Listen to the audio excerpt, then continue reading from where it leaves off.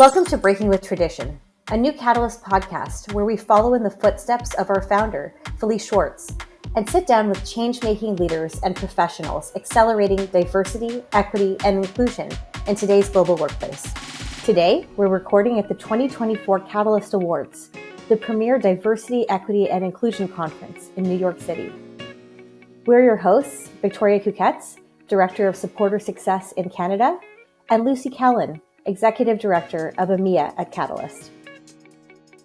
I'm Victoria Kuketz, Director of Supporter Success at Catalyst in Canada.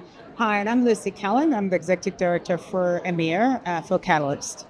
And today we're at the Catalyst Awards and we're joined by our special guest, Remington Bennett, who is a content writer and a producer for Female Quotient. Yes. Did I pronounce that right? You Did I get that? The Female Quotient, correct, yes. Yeah, if I just call it FQ, will that work? Yeah, perfect. You can call it FQ from now on. And what we're here to talk about is the multigenerational workplace that we're all experiencing at the moment, even like right here. But in particular, the incoming workforce, Generation Z, we call it Z, you call it Z. I hear. But the incoming workforce of Generation and the cultural impact that they're having in the workspace. Sure. So I'm very excited to have you join us today. I'm very excited to be here. Thank you. Yeah, because I think you do a lot of like work in terms of like data around how you bring in leadership into Generation Z and the works between the two, the dynamics of that. Why don't you introduce yourself and you can tell us a little bit more about FQ? Yeah, absolutely. Hi, everyone. My name is Remington Bennett. I am a content producer and writer for the Female Quotient, also known as the FQ. And the short way of saying it is we are in the business of equality, which means that we work to advance equality in all spaces and industries, professional conferences, you name it. We're all about making sure that we close the gender gap because it's very real, and making sure that all voices are heard across intersectionalities, so race, gender, ethnicity, you name it. And we just want to create a space where everyone feels welcomed, valued, no matter what your background is, where you're from. And so my job as a content producer and a writer is to bring those things to life on page, digital, research, whatever kind of information we want to present to our audience at this time. That's so great. Thank you so much for being here. Our last session was about intergenerational divides in the workplace and how we can really create a culture of collaboration. So what we know is that in the US and Canada, Gen Z is entering the workforce in high numbers. I think they're amounting to about a third of workforces. And so that's quickly shifting the demographics. So my question for you is, as someone who's constantly looking at what's relevant and different across generations, what workplace issues are you seeing that this new generation cares about the most? And how does that differ across the globe? Well, that's a really interesting question because I think one thing that we've noticed post-pandemic is how important flexibility is and how that is a core value to a lot of the younger generations of future leaders and professionals that are coming into the workforce. That wasn't necessarily something that was a value or holding the same importance to maybe an older generation of professionals. And so what you're starting to see is this kind of clash of values in the workplace of, okay, newer and younger professionals coming in saying, we want to be able to have flexibility in how we work, when we work. And especially now after the pandemic, you saw it's possible, right? There's not an excuse anymore where it's like, well, we don't know if you can get your work done, or we don't know if we can get in touch with you if we need something. Mm-hmm. That has been proven false. You absolutely can. You can make both work. And so now as we're starting to come back to work, RTO, returning to the office, is top of mind for a lot of leaders, but younger generations are looking at that and saying, well, what's happening to this workplace flexibility that we were experiencing before during the pandemic? Is that now going to be desolate, or are we not going to experience that anymore? So I think it's this conversation of what values the younger generation is experiencing versus an older generation of professionals and how we meet in the middle. Well said. Thank you so much. Absolutely. Yeah, that is well said. So I was just thinking about it when you're saying the older, because I think there's something about the new generation coming in and what we used to do. So you were always very grateful to get a job, first of all. And so when somebody said you need to be in at 9 to 5, you did exactly that. Yeah. So I'm always really interested in the new generation coming in thinking, wow, and you're right, the dynamics have changed now. And there's a bit more of, we want a different world for this new generation that's coming in. Just a quick question. And I think there's a lot of work that we've done, and we're doing a lot of work as well with other organizations about how you make that bit, how you get the older generation and the generations that to work together to make it a better place. How do you see Generation Z, and I will say Z rather than Z, but Z, helping to accelerate diversity and equity in the workplace? That's the first part of my question.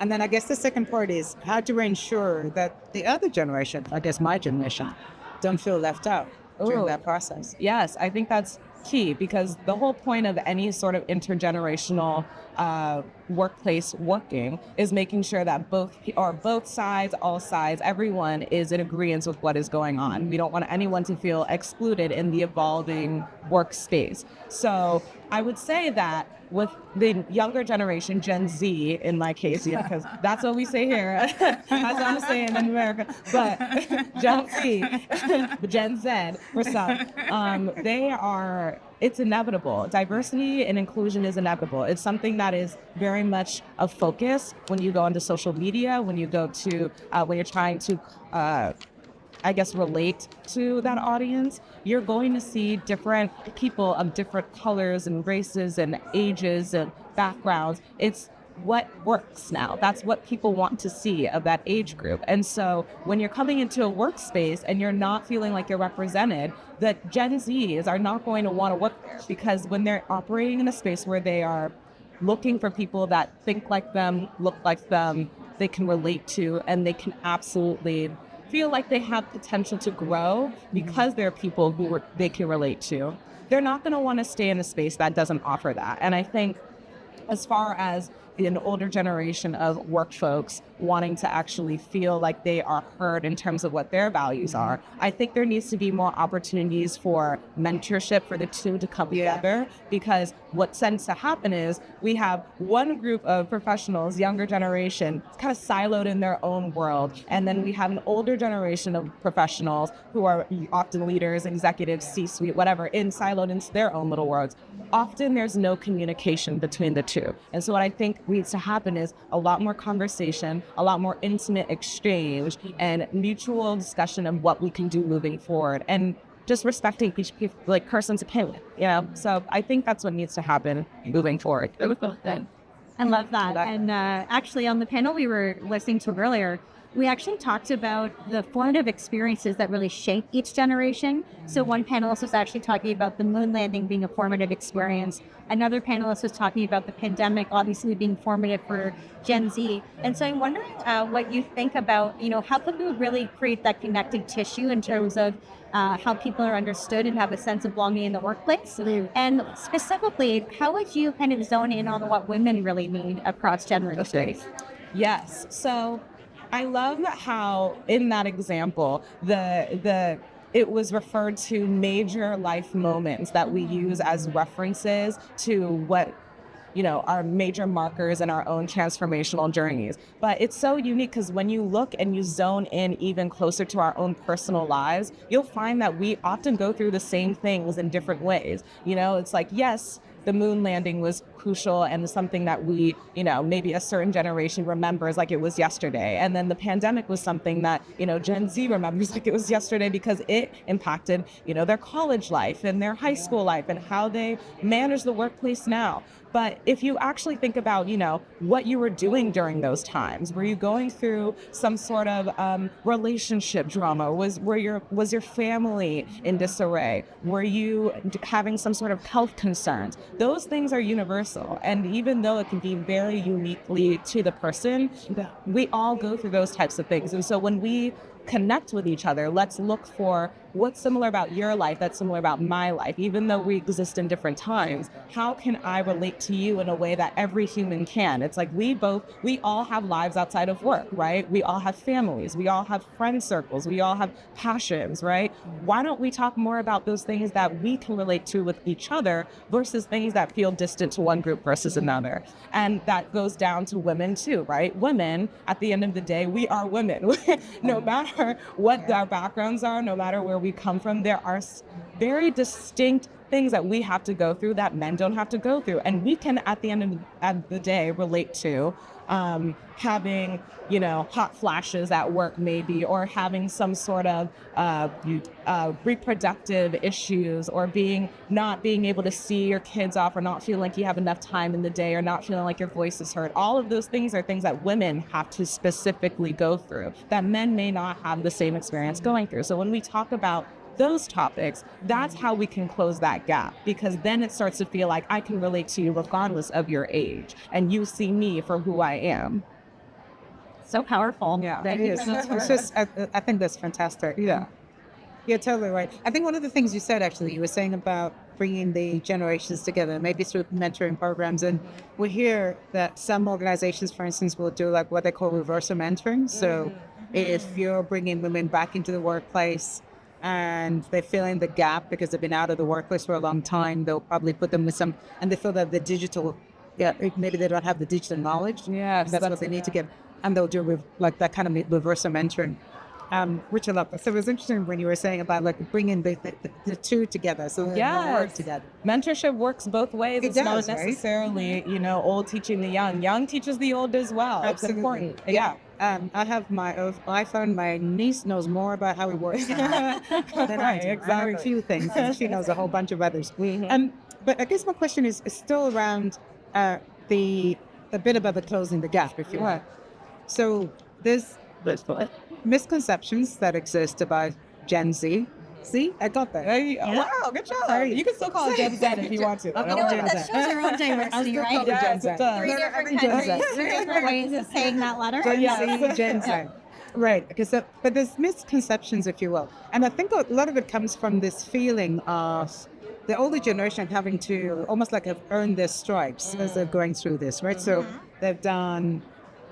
I don't know, maybe journalism, for instance, they've had to go through the processes to get to the top. There's a lot of work involved in it.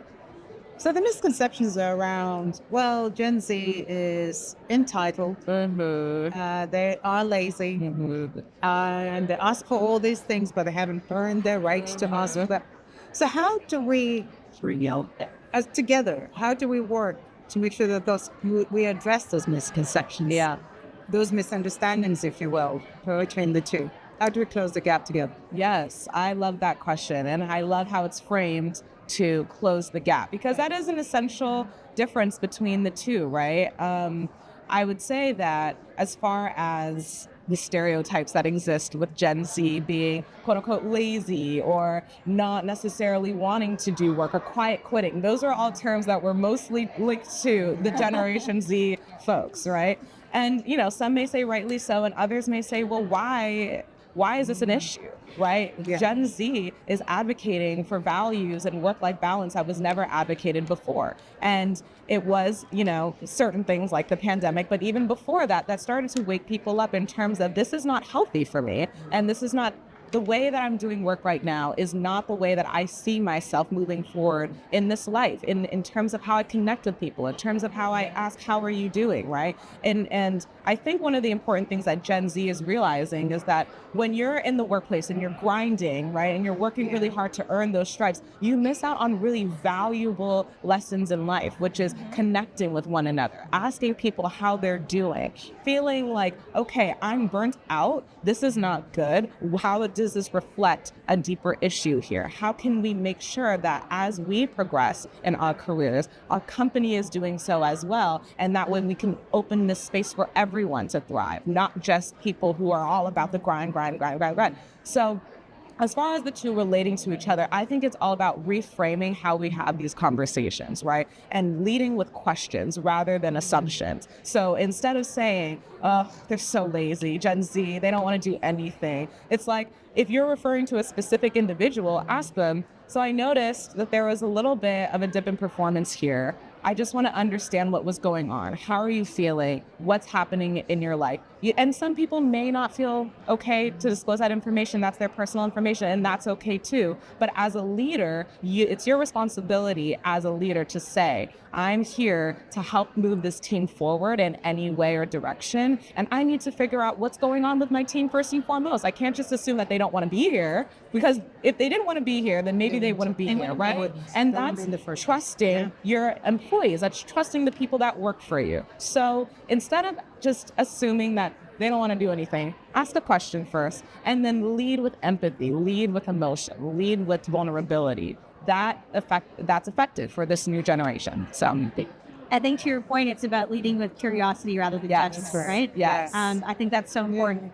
So I think one other thing I just want to take a moment to do is actually reflect on the space that we're in.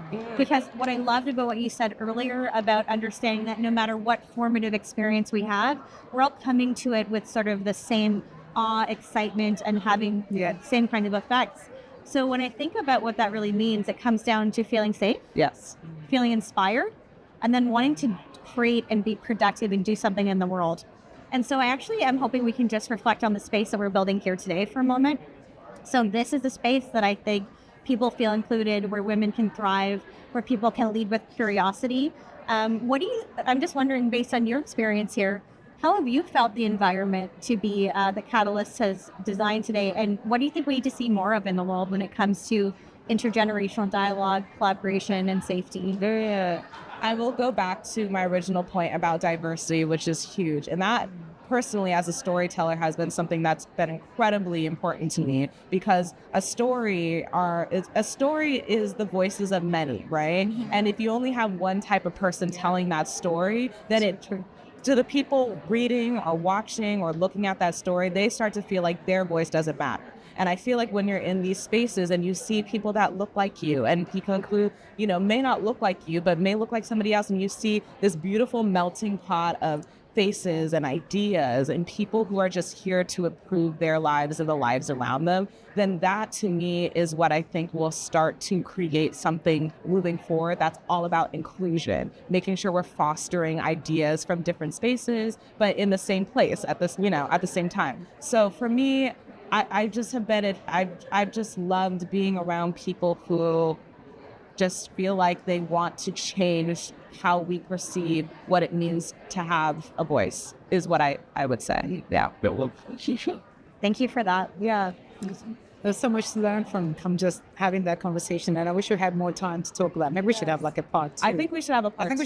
I think we have a part two. Yes, definitely have a part two. Because there's a whole bunch of things that we were talking about earlier that I think we didn't cover. Yeah. Definitely. I guess the last one, and thank you very much for your time. My last question, because you said it's about asking questions. And so I do have a question for you. Please. So the podcast that we're doing now is called Breaking with Tradition, which is a nod to our founder at Catalyst, because she was exactly that, one who did not, she was a non-traditionalist. So my question, showing that I've learned. Yes. Tell us about a moment when you broke with tradition at work. Ooh, that's a good one. I like that question. Spicy. I feel like we do it all the time. Right? Breaking traditions. Yeah. Okay. Well, no, we don't, right? Well, it's really interesting because, and this was more of a group effort, but one that I was incredibly involved in. So when you go, the Female Quotient, we are present in a lot of these male-dominated conferences or industry conferences. We were talking a little bit about this earlier, which we have a part two about later. So, spaces like Davos or CES, or spaces where it's predominantly run or led by men. So we go to break, change the equation and make sure that women have a seat at the table to have these really important discussions. So our thing for a long time has been having all female panels, and then maybe sprinkling in men, of course, because equality is about both men and women coming together to change the gap. It's not just about women. So, however, we thought it would be interesting recently to bring back the disgraced mantle, quote unquote, because the male, right, an all male panel, because that has received some flack over the years, because especially in the last 5 years, where everyone is saying, well, why do we care what a bunch of men have to say, right? Like they're just gonna do the same thing they always do, leave us out of the conversation, and then make this a world where men are really doing what they've been doing and leaving us out of it. But there are a bunch of men who are conscious leaders, who lead with empathy, who really care about the people that they work with and work for. And they want to see women exceed just the same way women want to see us succeed. So we brought them, those types of male leaders, to the table to talk about things that we don't really hear men talking about, like reproductive rights, like having crying at work, because men often don't talk about crying at work. So things like that, where we get to see a new side of being a man, and how that could actually help us leverage our goal to increasing equality in the workplace. So that was something that was breaking a little bit of tradition, especially for our brand, that I think has been incredibly successful recently. And it's been working, and it's been receiving a lot of fantastic reviews and respect for the actual message. So I love that. Yeah, I think that's great. That's amazing to hear. I think really centering that human equity in the conversation, right? Exactly. Really providing those models and those platforms to people who are doing the work. Exactly. Well, on behalf of all of us at Catalyst, thank you so much for being here. Thank you for the work that you're doing and for the stories you're telling. And we absolutely would love to do a part 2 with you. Yes. Totally. Thank you so much for hosting this conversation. These are conversations that matter. So thank you for hosting it. I appreciate that. Thank you for being our guest. Thank you. If you like what you heard today, be sure to subscribe to our podcast wherever you listen. Watch on YouTube or find us on catalyst.org/podcast.